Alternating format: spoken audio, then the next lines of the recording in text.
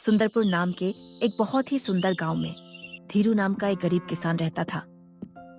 धीरू बहुत ही सीधा, ईमानदार और मेहनती इंसान था। उसके पास न तो अपनी कोई जमीन थी और न ही खेती बाड़ी करने के साधन। वह गांव के जमींदार रामू जी के खेतों में दिन रात मजदूरी करके अपना और अपनी पत्नी श्यामा का पेट पालता था। अजी सुनते हो, आज घर में आटा खत्म हो गया है। बच्चों के लिए भी कुछ खाने को नहीं बचा। जमींदार साहब ने जो कल मजदूरी दी थी उससे सिर्फ आधा किलो चावल ही आ पाया। क्या करूं श्यामा, जमींदार रामू जी पूरे दिन काम कराता है और शाम को चंद सिक्के हाथ में थमा देता है। अगर मना करो तो कहता है कि काम छोड़ दो। हमारी तो किस्मत ही फूट गई है। आप हिम्मत मत हारिए, भगवान सब देख रहा है। कोई ना कोई रास्ता जरूर निकलेगा। आप आज गांव के पीछे वाले घने जंगल की तरफ सूखी लकड़ियां बीनने चले जाइए। शायद बाजार में बेचकर कुछ पैसे मिल जाए। हां श्यामा, तुम ठीक कहती हो। आज मैं जंगल के गहराई में जाऊंगा। सुना है वहां अच्छी सूखी लकड़ियां मिल जाती हैं। और हाँ, आप जरा संभाल के जाना, जंगल में जहरीले जानवर भी रहते हैं। अरे श्यामा, तुम खामोखा डर रही हो। मैं किसी जानवर से नहीं डरता, बस एक ही जानवर से डरता हूं, और वो जानवर तुम हो। मजाक मत करो, अब जाओ और अपना काम करो। चलो ठीक है, अब मैं चलता हूं। धीरू जंगल में सूखी लकड़ियां बीनते बीनते बहुत अंदर तक चला गया। वह अपनी धुन में चलता रहा और उसे अंदाजा ही नहीं रहा कि वह जंगल के उस खतरनाक हिस्से में आ गया है जहां गांव का कोई भी इंसान जाने की हिम्मत नहीं करता था। अचानक हवा तेज हो जाती है। दूर से एक अजीब सी और भारी रंभाने की आवाज आती है। अरे, ये कैसी आवाज है?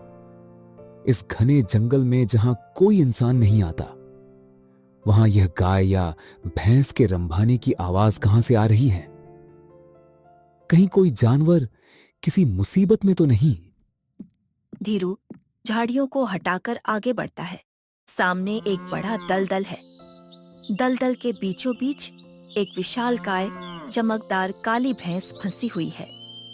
उसकी आंखों में बेबसी है और वह निकलने की नाकाम कोशिश कर रही है। घबराओ मत माता, मैं तुम्हें कुछ नहीं होने दूंगा। शांत रहो, बस थोड़ा जोर लगाओ। धीरू पूरी ताकत लगाकर भैंस के गले में रस्सी डालता है और उसे बाहर खींचने लगता है। काफी मशक्कत और मेहनत के बाद भैंस दलदल से बाहर निकल आती है। धीरू को अंदाजा भी नहीं था कि उसने जिस भैंस की जान बचाई है वह कोई साधारण जानवर नहीं, बल्कि जंगल की एक दिव्य और जादुई भैंस है। धीरू की दयालुता देखकर वह भैंस बहुत प्रसन्न हुई। चलो माता, अब तुम बिल्कुल सुरक्षित हो। लेकिन तुम इस भयानक जंगल में अकेली क्या कर रही थी? तुम्हारा मालिक कौन है? जाओ, तुम अपने मालिक के पास चली जाओ। मैं भी अपने घर जाता हूं। भैंस धीरू के सिर पर अपना सिर सहलाती है और धीरे धीरे धीरू के पीछे पीछे चलने लगती है।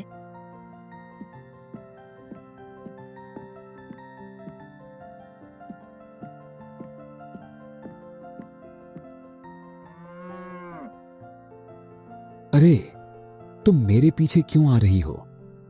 क्या तुम मेरे साथ मेरे घर चलना चाहती हो? ठीक है, अगर तुम्हारा कोई मालिक नहीं है तो आज से तुम मेरे साथ ही रहोगी।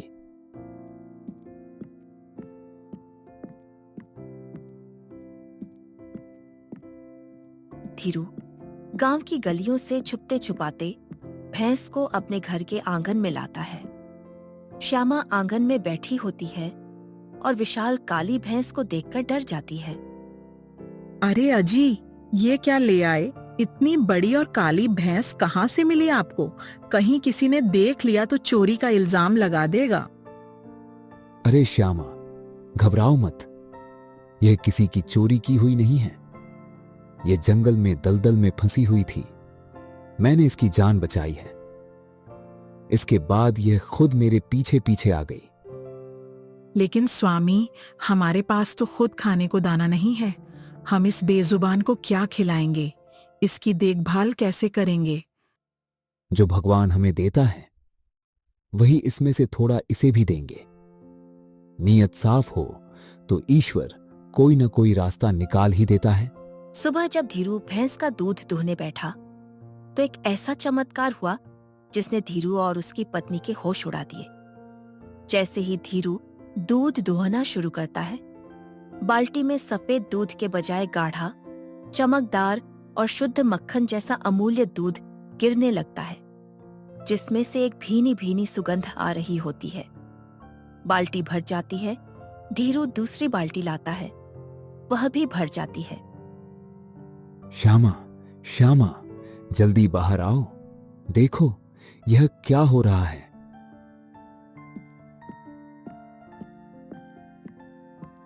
क्या हुआ अजी? इतना क्यों चिल्ला रहे हो?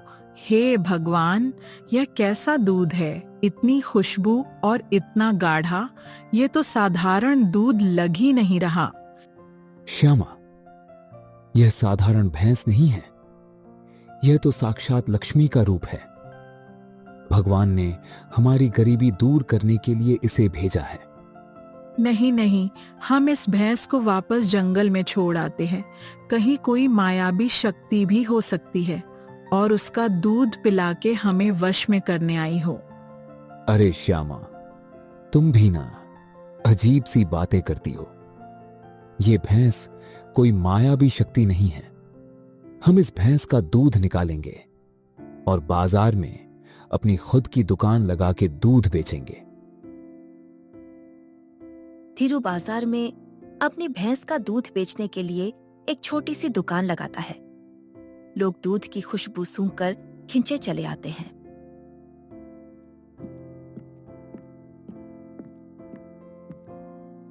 धीरू भाई, आज तुम्हारे दूध में से बड़ी कमाल की खुशबू आ रही है। जरा 1 लीटर देना। ग्राहक दूध पीता है और उसकी आंखें फटी की फटी रह जाती हैं। वाह धीरू भाई वाह, ऐसा स्वादिष्ट और ताजा दूध मैंने पूरी जिंदगी में नहीं पिया। इसे पीते ही शरीर में गजब की ताकत महसूस हो रही है। मुझे 2 लीटर और दो। देखते ही देखते धीरू के दूध की चर्चा पूरे गांव में ही नहीं बल्कि आसपास के कई शहरों में फैल गई। धीरू रोज बाजार जाता और कुछ ही मिनटों में उसका सारा दूध बिक जाता। धीरू अब रोज अच्छे पैसे कमाने लगा था। कुछ ही महीनों में धीरू ने अपनी मेहनत और दूध की बिक्री से एक पक्का घर बना लिया। उसके पास अच्छे कपड़े थे और उसके घर में अन्न की कोई कमी नहीं थी। लेकिन उसने अपना घमंड नहीं बढ़ाया। वह आज भी गरीबों की मदद करता था। दूर खड़ा जमींदार रामू जी और उसका चेला मंगू ये सब देख रहे थे। मंगू, ये कल का भूखा नंगा धीरू इतने कम समय में इतना अमीर कैसे हो गया? इसके पास नया घर आ गया, अच्छे कपड़े आ गए। आखिर ये चक्कर क्या है? मालिक, यह सब उस काली भैंस का खेल है जिसे वह जंगल से लाया था। सुना है वह भैंस बहुत रहस्यमयी है। दिन में कई बाल्टी दूध देती है और उसका दूध पीकर बीमार लोग भी ठीक हो रहे हैं। क्या कहा? जादुई भैंस? उस फटे हाल धीरू के पास इतनी कीमती भैंस क्या कर रही है? वह भैंस तो मेरे तबेले में होनी चाहिए। मंगू, आज रात ही उस भैंस को चुराकर हमारे हवेली ले आओ। मालिक, आप बेफिक्र हो जाओ। आज रात ही में उस धीरू की जादुई भैंस को चुरा के अपनी हवेली पे ला दूंगा और उस धीरू को फलक भी नहीं लगेगी। रात के 2 बजे का समय था। चारों तरफ अंधेरा था। मंगू और उसके 2 गुंडे चुपके से धीरू के घर में बाढ़ कूदकर घुसते हैं। भैंस खूंटे से बंधी हुई थी। होशियार रहना, धीरू जग न जाए। चुपचाप इसकी रस्सी खोलो और इसे ले चलो। मिश जादुई भैंस को चोरों की नियत का तुरंत पता चल गया।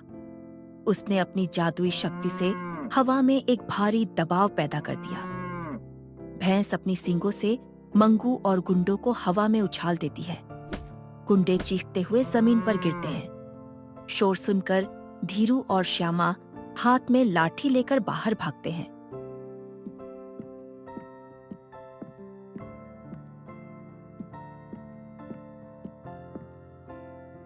कौन है वहां? चोर, चोर! गांव वाले भी लाठियां और टॉर्च लेकर इकट्ठे हो जाते हैं। अरे, ये तो जमींदार रामू जी का आदमी मंगू है। तुम यहाँ रात को क्या कर रहे थे? मुझे माफ कर दो धीरू भाई, मुझे बख्श दो। यह सब जमींदार रामू जी का प्लान था। उसी ने मुझे तुम्हारी यह काली भैंस चुराने के लिए भेजा था। अगले दिन सुबह गांव की चौपाल बैठती है।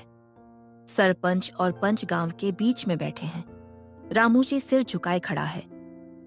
रामू जी, तुम इस गांव के जमींदार होकर एक गरीब किसान की संपत्ति चुराने की कोशिश कर रहे थे।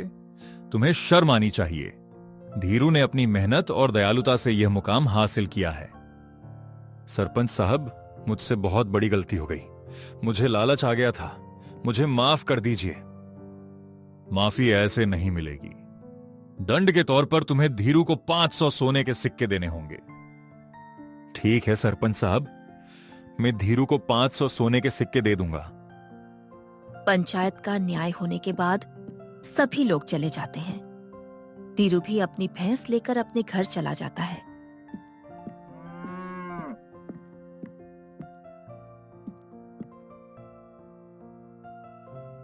रामू जी अपनी हवेली के बड़े से झूले पर बैठा हुक्का पी रहा था। उसका चेला मंगू सामने हाथ जोड़कर खड़ा है।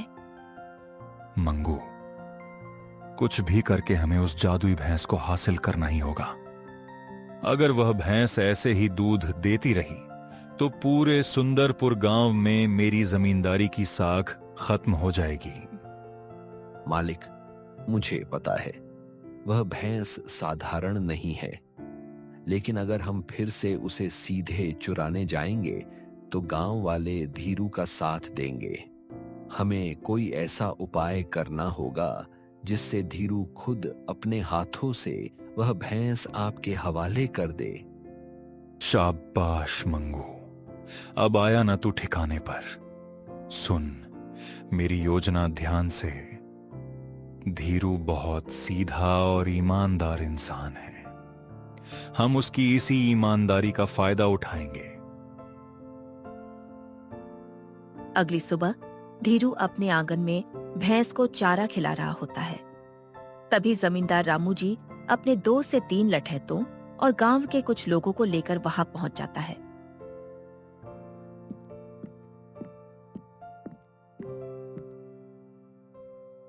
धीरू, बाहर निकल दुष्ट!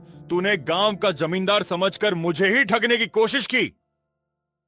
अरे रामू जी मालिक, आप ये क्या कह रहे हैं? मैंने तो कभी किसी का बुरा नहीं सोचा। आपको कैसे ठग सकता हूं? ज्यादा भोला मत बन। 3 साल पहले तूने मेरे स्वर्गीय पिताजी से 50,000 रुपए का कर्ज लिया था। कागजात पर तेरे दस्तखत हैं। ब्याज मिलाकर अब यह रकम 2 लाख रुपए हो चुकी है। या तो आज शाम तक मेरे 2 लाख रुपए चुका दे, या फिर अपनी यह काली भैंस मेरे तबेले में बांध दे। यह तो सरासर अन्याय है मालिक। मेरे पति ने कभी कोई कर्ज नहीं लिया। आप झूठ बोल रहे हैं। मालिक, भगवान के लिए ऐसा मत कीजिए। ये भैंस हमारी रोजी रोटी है।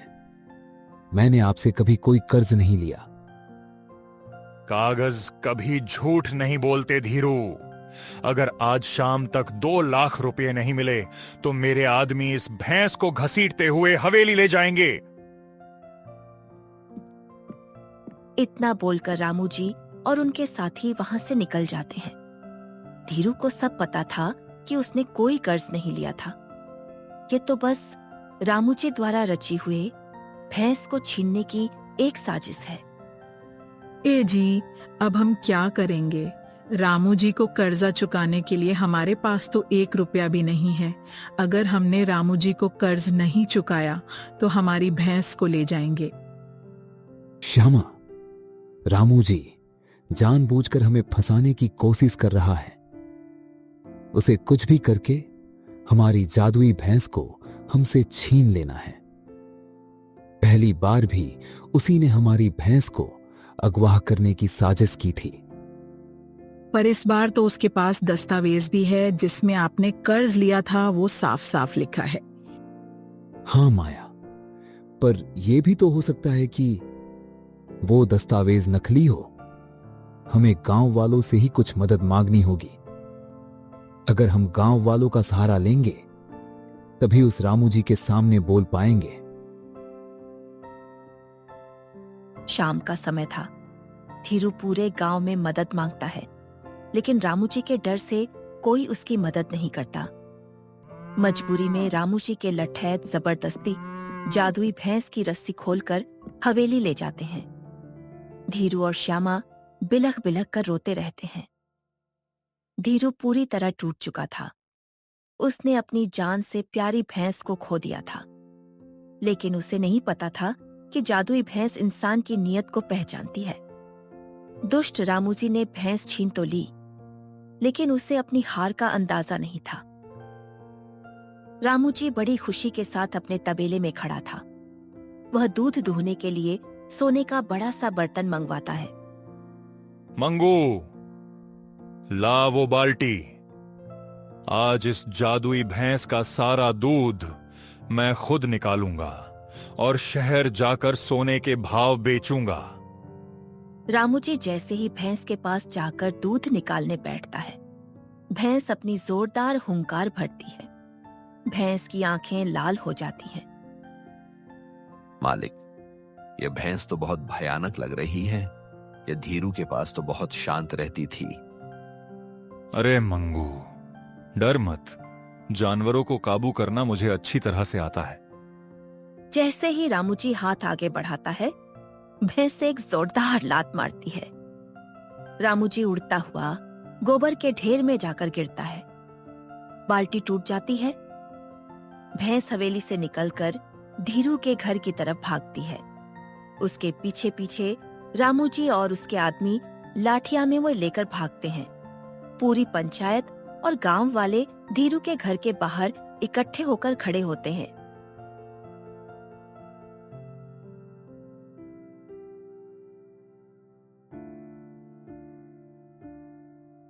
सरपंच साहब, इस धीरू की भैंस ने मेरी हवेली तोड़ दी और मुझे मारा।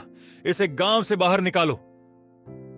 रामू जी, आप धीरू को दोष नहीं दे सकते। आपने ही धीरू की भैंस को जबरदस्ती अगवा किया है। सरपंच साहब, मैंने जबरदस्ती उसकी भैंस को अगवा नहीं किया।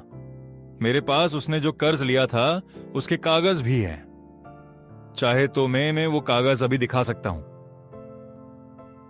रामू जी दस्तावेज सरपंच को दिखाता है। अरे, ये कागज तो पूरी तरह फर्जी है। इसमें तो मोहर भी नकली लगी हुई है।